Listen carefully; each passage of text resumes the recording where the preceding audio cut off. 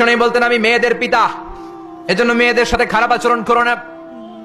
বিশ্বনবী ফাতেমাতুজ জাহরাকে এতটা ভালোবাসতেন, বিশ্বনবী বলতেন ফাতেমা তু বিদুউম মিন্নি, ফাতেমা আমার কলিজার টুকরা। যে ব্যক্তি ফাতেমারে কষ্ট দেয় সেজন্য আমি বিশ্বনবীরে কষ্ট দেয়, আর যে ব্যক্তি ফাতেমার চেহারার মধ্যে হাসি ফুটিয়ে দেয় সেজন্য বিশ্বনবীর চেহারায় হাসি ফুটিয়ে দেয়। আবার বিশ্বনবী কোন সফরে গেলে সবার শেষে ফাতেমার সাথে দেখা করে সফরে বের হতেন। আবার সফর থেকে বিশ্বনবী যখন ঘরে ফিরতেন সবার আগে ফাতেমার সাথে দেখা করে ঘরে ফিরতেন। তিনি কোন ছেলেদের পিতা নন, তিনি মেয়েদের পিতা।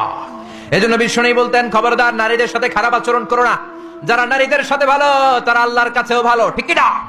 খায়রুকুম খায়রুকুম লিআহলি, যেই ব্যক্তি তার স্ত্রীর কাছে সেরা সেই ব্যক্তিটা আল্লাহর কাছেও সেরা। আপনার স্ত্রী যদি আপনারে ভালোবাসে আল্লাহ আপনারে ভালোবাসে, বিশ্বনবীও আপনারে ভালোবাসে, জোরে কোন ঠিক কিনা?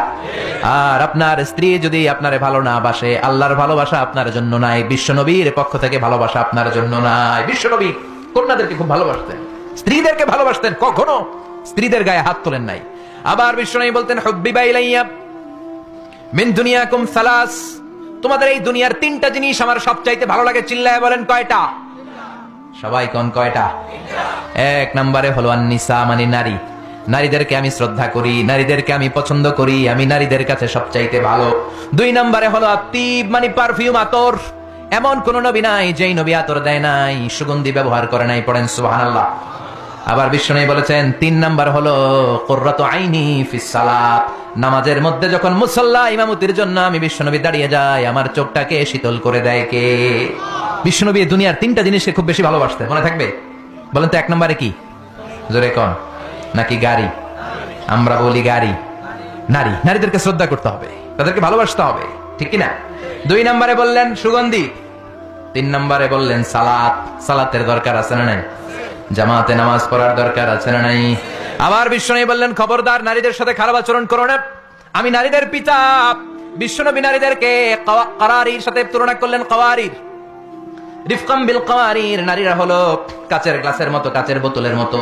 কাচের বোতলকে যেমনি আস্তে ধরতে হয়, আস্তে রাখতে হয়, আস্তে ধুইতে হয়, নারীদের সাথে এরকম কোমল আচরণের দরকার আছে না নাই? কাচের গ্লাস আছে আপনাদের বাসায়, এটা রাখেন কেমন? এরকম থপাস করে না?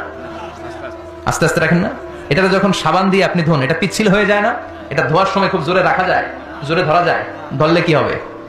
কথা বলেন। নারীরাও তেমন রিফকাম বিল কাওয়ারির। বিশ্বনবী নারীদেরকে কাচের গ্লাসের সাথে তুলনা করলেন, বললেন কাচের গ্লাস যেমনি আস্তে ধরো, আস্তে রাখো, সুন্দরভাবে তোলো, সুন্দরভাবে রাখো, নারীদের সাথেও সুন্দর আচরণ করবা। সুবহানাল্লাহ। আসলে এই কথাটা ঠিক। নারীদের সাথে গরম হইলে কোনো লাভ আছে? কথা কন। নারীদেরকে আল্লাহ এমন ভাবে তৈরি করেছেন, হেতি গেলে গরম হইলে হেতিরা সেতি যায়, আর ভালোবাসলে গলি যায়।